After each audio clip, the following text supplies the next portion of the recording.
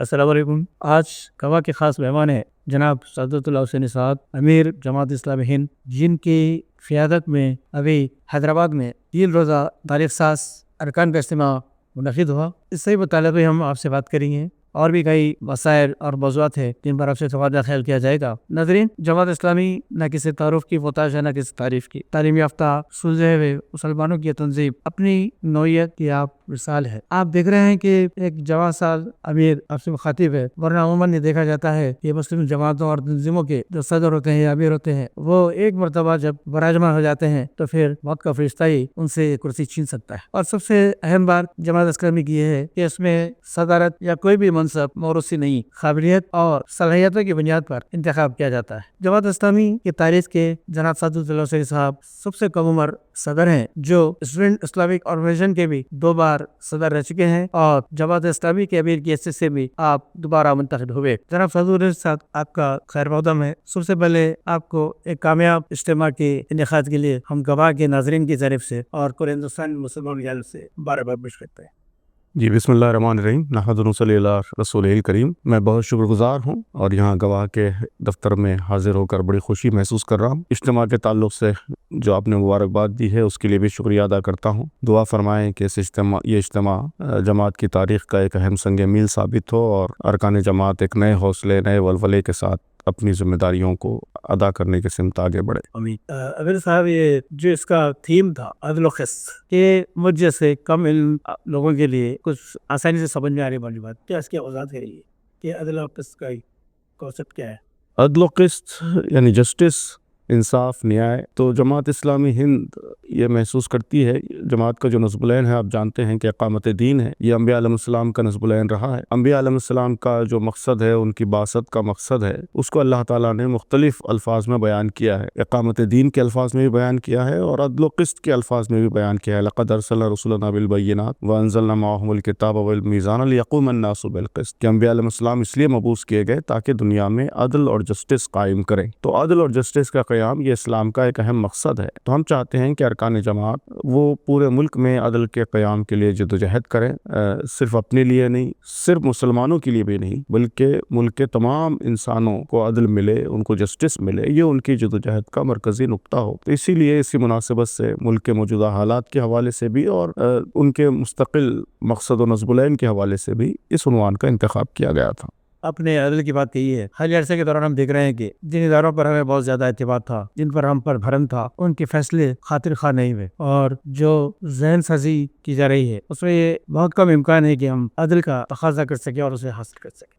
آپ کا کیا خیال؟ نہیں، بات صحیح ہے کہ ملک میں جو ہے مختلف جمہوری اداروں کا بہت تیزی سے زوال ہو رہا ہے، اور یہ بڑی تشویش کی بات ہے۔ اس اجتماع کی قراردادوں میں بھی ہم نے اس کا ذکر کیا ہے، اور مختلف جمہوری ادارے اپنی ذمہ داریاں ادا کریں، آزادانہ کام کریں، اس کی طرف توجہ دینے کی ضرورت ہے۔ اس کے سلسلے میں ملک کے لوگوں کو بیدار کرنے کی ضرورت ہے۔ ساتھ ہی ساتھ ہم یہ بھی محسوس کرتے ہیں، اور اس پر بھی کافی زور دیا جا رہا ہے، کہ ملک کے جتنے ادارے ہیں وہ بہرحال رائے عامہ کے آگے مجبور ہوتے ہیں۔ اگر ملک کی رائے عامہ میں بگاڑ پیدا ہو جائے اور اس میں کوئی منفی کیفیت پیدا ہو جائے تو اس کا اثر سارے اداروں پر پڑتا ہے، سیاسی اداروں پر بھی پڑتا ہے، اور دیگر جو جمہوری ادارے ہیں، عدلیہ سمیت سارے ادارے اس سے متاثر ہوتے ہیں۔ تو اس لیے ہم یہ سمجھتے ہیں کہ موجودہ مرحلے میں ہندوستان کے مسلمانوں کو سب سے زیادہ اس پر توجہ دینی چاہیے کہ اس ملک کی رائے عامہ میں مثبت تبدیلی آئے، پبلک اوپینین پازیٹیو ڈائریکشن میں بدلے۔ تو جماعت اسلامی ہند نے اسی مناسبت سے اس میقات میں، اس 4 ایئر ٹرم میں اپنا مشن یہ طے کیا ہے، میقاتی مشن یہ طے کیا ہے کہ پبلک اوپینین کو ہم متاثر کرنے کی اور بنانے کی کوشش کریں گے۔ اسلام کے تعلق سے مسلمانوں کے بارے میں جو غلط فہمیاں ہیں وہ دور کریں گے، اور کوشش کریں گے کہ ان کی رائے میں مثبت تبدیلی آئے۔ تو ہم سمجھتے ہیں کہ اس مہم میں ہندوستان کے سارے مسلمانوں کو بڑے پیمانے پر جٹنے کی ضرورت ہے۔ جب کبھی جماعت اسلامی کا ذکر آتا ہے تو اس کا تقابل ہمیشہ RSS سے کیا جاتا ہے، اور اکثر مسلمانوں میں بھی یہ سوال اٹھتا ہے کہ ہم RSS کی طرح زیادہ منظم کیوں نہیں ہو سکتے؟ RSS کے اگلے سال 100 سال مکمل ہو رہے ہیں، اور جماعت اسلامی 83 برس مکمل کر چکی ہے۔ 100 برس میں لوگ رام راجیہ کا جو تصور ہے یا ہندو راشٹر کا جو تصور ہے، وہ تصور کو لوگ حقیقت کو روپ دینے کے قریب ہیں۔ ہم نے جو مادیودہ میں 1980 میں جو اجتماع کیا تھا، تو اس وقت ہم جب کالج میں تھے تو ہم نے بھی نعرے لگایا تھا، لا شرقیہ لا غربیہ، اسلامیہ اسلامیہ۔ تو وہ کامیاب کیوں ہوئے اور ہم اپنے مقصد کی طرف، اپنے مدرج کی طرف زیادہ کامیاب کیوں نہیں ہو سکے؟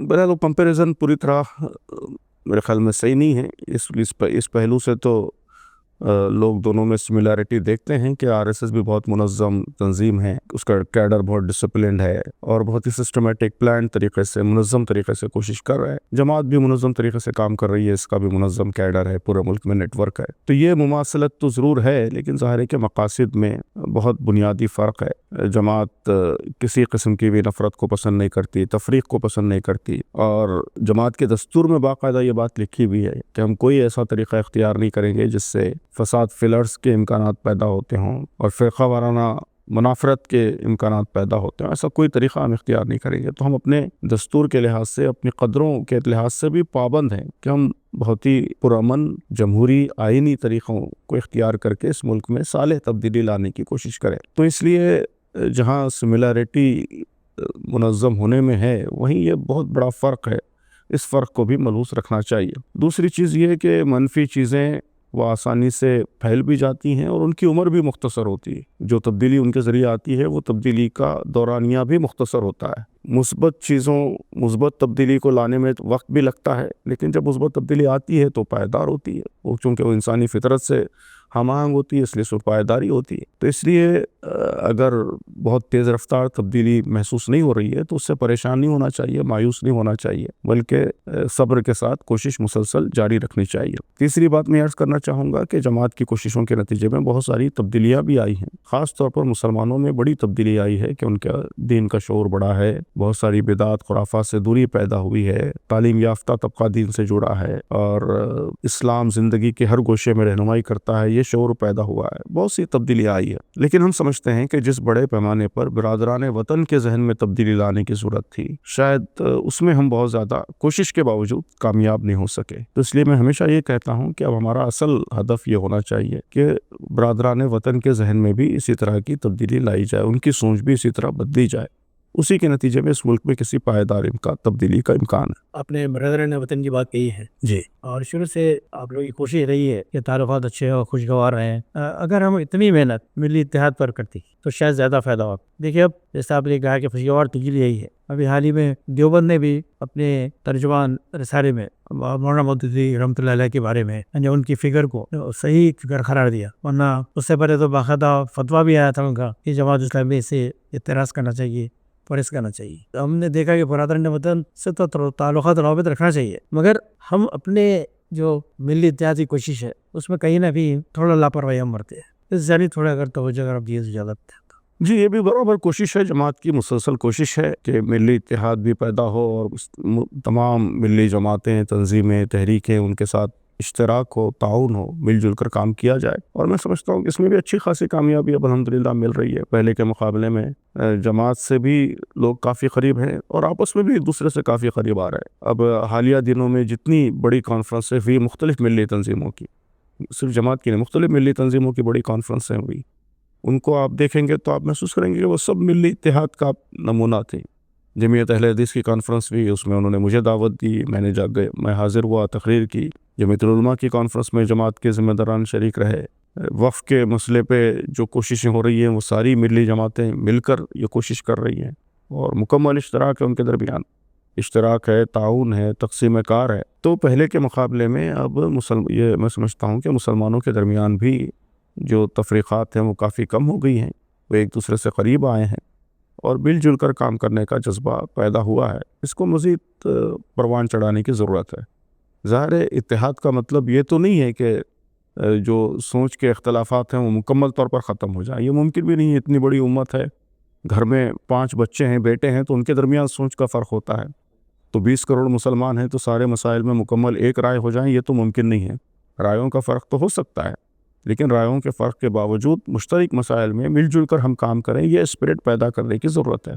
تو اس طرف میں سمجھتا ہوں کہ اچھی خاصی پیش رفت الحمدللہ ہوئی ہے, اور مزید انشاءاللہ یہ سفر جاری رہے گا. جماعت کی تو ہمیشہ سے یہ کوشش رہی ہے.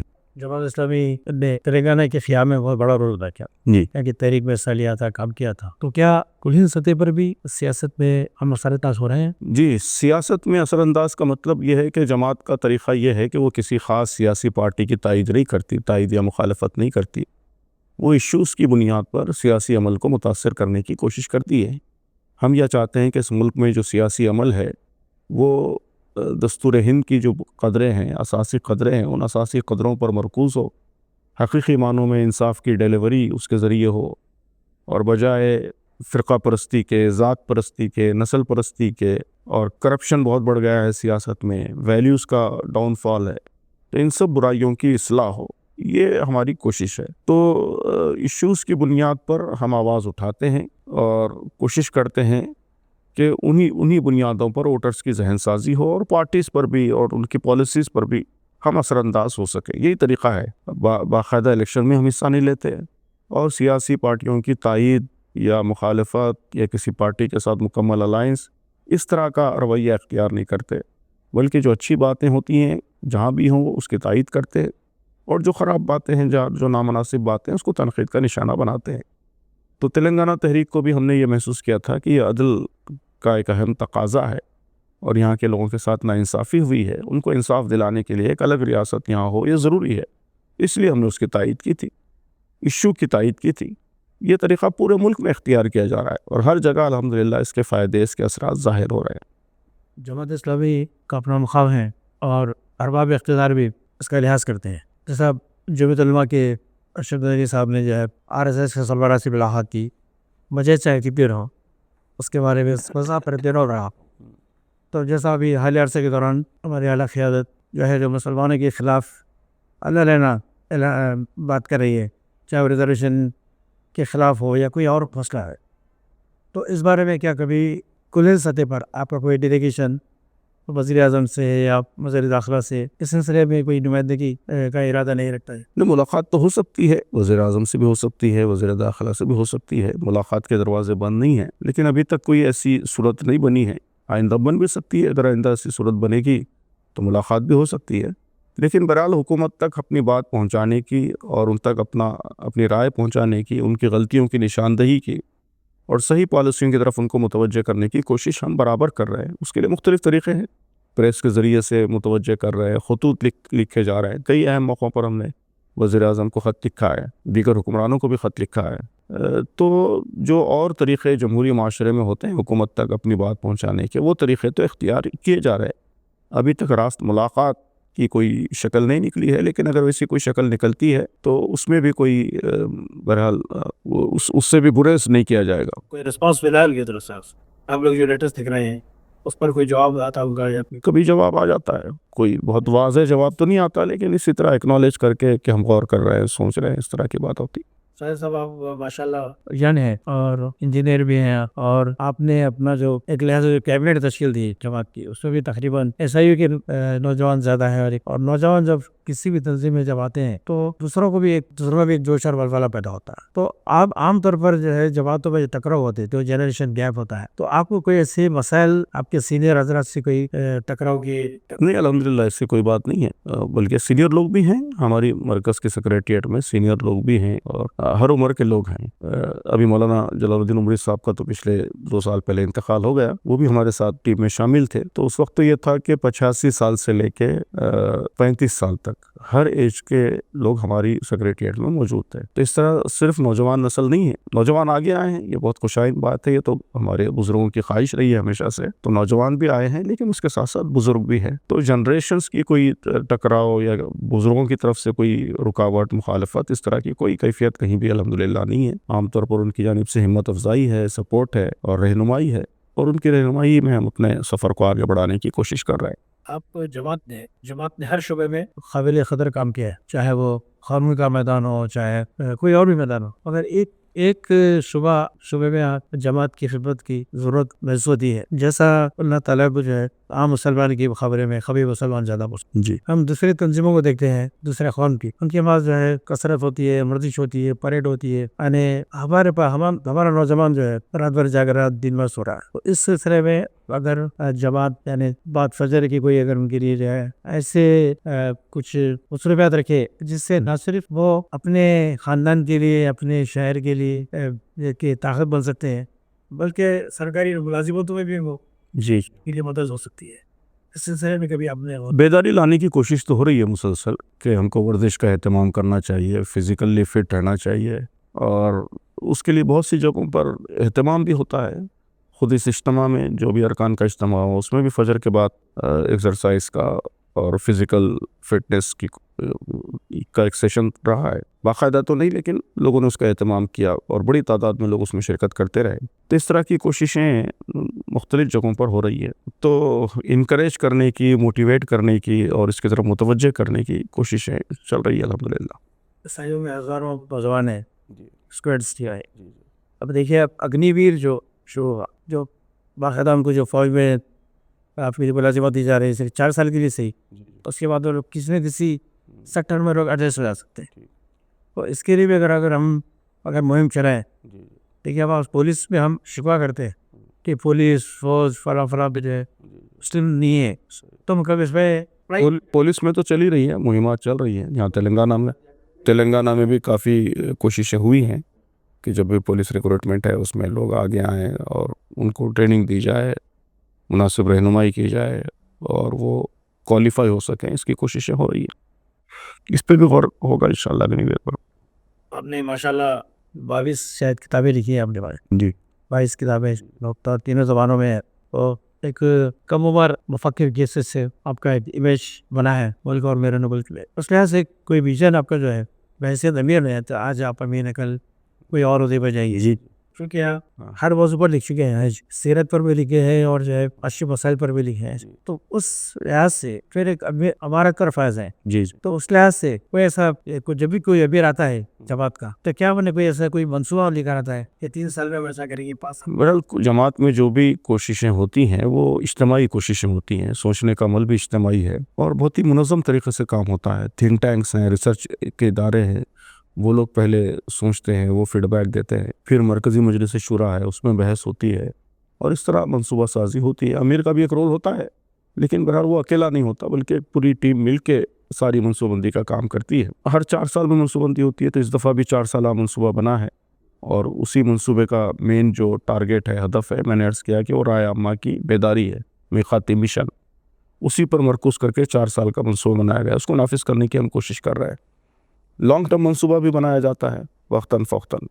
اس سے پہلے 4-5 سال پہلے مرکزی شورا نے ایک اسپیشل گروپ بنایا تھا اور اس گروپ میں تفصیل سے غور کرنے کے بعد ایک 25 سال کا منصوبہ تشکیل دیا تھا. اب اس منصوبے کے مختلف اجزاء نافذ کرنے کی کوشش ہو رہی ہے. کچھ دنوں کے بعد انشاءاللہ اس کو ریویو کیا جائے گا. ریویو کر کے اور اس کو بہتر کرنے کی اور اگلے مدت تک منصوبہ بنانے کی کوشش کی جائے گی. تو یہ تو منصوبہ بندی کا عمل ہے. اور جہاں تک میرے ذاتی خیالات ہیں وہ بھی میں نے تفصیل سے اپنی کتابوں میں اس کا اظہار کیا ہے. ہندوستانی مسلمان چیلنجز، مسائل اور حل، اس عنوان پر میری ایک کتاب ہے. اس کتاب میں یہی موضوع ہے کہ ہندوستانی مسلمانوں کا منصوبہ کیا ہونا چاہیے، کن کن پہلوؤں سے توجہ دینے کی ضرورت ہے اور آئندہ اگر وہ یہاں اس ملک میں خوشحال زندگی گزارنا چاہتے ہیں تو اس کا راستہ کیا ہے. یہ پورا روڈ میپ واضح کرنے کی کوشش کی گئی ہے. پھر اس کے مختلف اجزاء پر بھی الگ الگ کتابیں ہیں. مسلم امہ وے فارورڈ کے نام سے میری ایک کتاب ہے. اس میں بھی مسلم امت کا ہندوستان کے موجودہ احوال میں آگے کا طریقہ بتایا گیا ہے. ابھی اس اجتماع میں ایک کتاب ریلیز بھی ہے، تمکین و ترقی، امپاورمنٹ سے متعلق، کہ مسلم امت کے امپاورمنٹ کے لیے کن پہلوؤں سے توجہ دینے کی، کیا منصوبہ نافذ کرنے کی ضرورت ہے. تو ان سب کتابوں میں تو میرے ذاتی خیالات ہیں اور جو اجتماعی فیصلے ہیں اور جماعت کا جو پورا اجتماعی لاہ عمل ہے وہ اجتماعی طور پر طے شدہ موجود ہے. آج کا دور کے ہر دور جو ہے میڈیا کا دور رہا. جی اور ہمیشہ جو ہے مسلم مخالف طاقتیں میڈیا کا استعمال کرتے رہے اور جماعت کی جانب سے سبھی چینل وغیرہ شاید ابھی تک شروع نہیں ہوا. بس جس طرح آپ دیکھیے دوسرے جو جماعتیں ہیں تنظیماً گودی میڈیا کا جو آج جس طرح استعمال ہو رہی ہے وہ پورا جو ہے باقاعدہ انہیں خرید کر ہمارے خلاف استعمال کیا جا رہا ہے. صحیح کم از کم آپ اپنی بات ظاہر کرنے کے لیے یہ ہمارا چینل ہونا چاہیے. اس سلسلے میں آپ کا منصوبہ آپ کا ہے یا جماعت کے ہم خیال ادارے، ٹرسٹ، سوسائٹیاں وہ اس طرح کے چینلز چلانے کی کوشش کرتی رہی ہیں. تو کیرلا میں ایک بہت ہی منظم کوشش ہو رہی ہے میڈیا ون کے نام سے. وہ تو وہاں کا ایک بڑا چینل بن گیا ہے. نیشنل لیول پر سیٹلائٹ چینل تو موجودہ حالات میں ممکن محسوس نہیں ہوتا، لیکن الیکٹرانک چینل، انٹرنیٹ چینلز، اس کو لانچ کرنے کی کوشش ہو رہی ہے. انڈیا ٹمارو کے نام سے چینل چل رہا ہے. پورا پورٹل ہے وہ، مطلب کیرلا سے نہیں، دلی سے چلتا ہے. یہ ہندی میں بھی ہے، انگلش میں بھی ہے اور جو الیکٹرانک پارٹ ہے اس کا آڈیو ویژول پارٹ ہے وہ اردو میں بھی ہے. تینوں زبانوں میں ہے. تو اس طرح کی کوششیں ہو رہی ہیں اور اب ہم چاہتے ہیں کہ ان چیزوں کو اور مضبوط کیا جائے، مستحکم کیا جائے.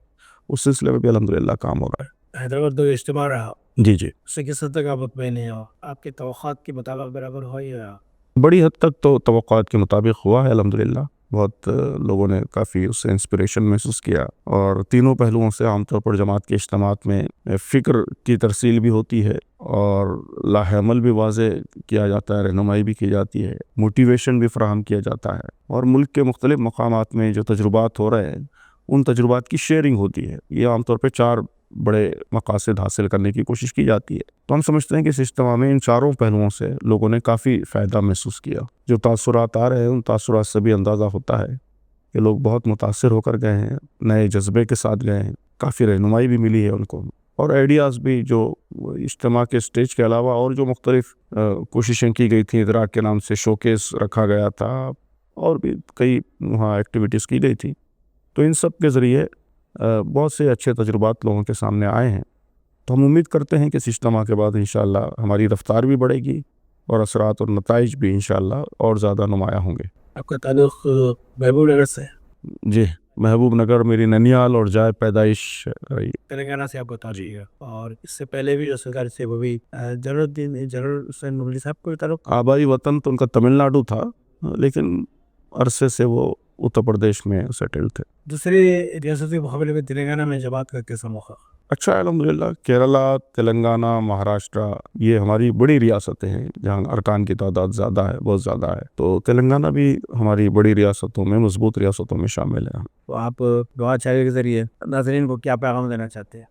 جی، میری گزارش یہی ہے کہ موجودہ حالات چیلنجنگ ضرور ہیں، لیکن اللہ تعالیٰ کی سنت یہی رہی ہے کہ وہ چیلنجوں ہی میں سے مواقع پیدا کرتا ہے، اپارچونٹیز پیدا کرتا ہے. ان مع العسر یسرا، یہ قرآن مجید کا مستقل اصول ہے کہ اپارچونٹیز، مواقع یہ ہمیشہ چیلنجوں کے ساتھ وابستہ ہوتے ہیں. تو ہندوستانی مسلمانوں کے لیے موجودہ حالات یہ ان کی ترقی اور عروج کا ایک نیا سفر شروع کرنے کا ایک بہترین موقع فراہم کرتے ہیں. ان حالات کی وجہ سے مسلمان اپنی غلطیوں کو، اپنی کمزوریوں کو دور کرنے کی طرف مائل ہیں، اپنی قوت طاقت بڑھانے کی طرف مائل ہیں، محنت جدوجہد کی طرف مائل ہیں، اتحاد اور اتفاق کی طرف مائل ہیں. تو یہ سب پازیٹیو ایسپیکٹس ان حالات سے پیدا ہو رہے ہیں. تو ہماری کوشش یہ ہونی چاہیے کہ حالات کے مثبت پہلوؤں پر نظر رکھیں، کوشش اور جدوجہد مسلسل کرتے رہیں. اگر حالات خراب ہیں تو اس کا نتیجہ یہ نکلنا چاہیے کہ ہماری کوشش کی رفتار بڑھ جائے. صرف رونے دھونے سے حالات نہیں بدلتے، بلکہ کوشش اور جدوجہد سے حالات بدلتے ہیں. تو کوشش کی، جدوجہد کی رفتار بڑھ جانی چاہیے. کوشش کیا ہونی چاہیے، جدوجہد کیا ہونی چاہیے، اس کی طرف میں نے کچھ اشارے کر دیے ہیں. ان خطوط پر اگر مسلسل ہم کوشش کرتے رہیں تو انشاءاللہ یہ حالات ایک نشت ثانیہ کا، تبدیلی کا ذریعہ بن سکتے ہیں. تو میری گزارش یہی ہے کہ اتحاد اور اتفاق کے ساتھ جدوجہد، کوشش، اس پر ہم اپنی توجہات مرکوز کریں. بہت بہت شکریہ. جی، بہت شکریہ. تشریف لائے تو صاحب کو بہت بہت شکریہ. میں بھی بہت شکر گزار ہوں کہ آپ نے موقع فراہم کیا. اللہ تعالیٰ آپ کے ادارے کو، گواہ کو اور خوب ترقی عطا فرمائے.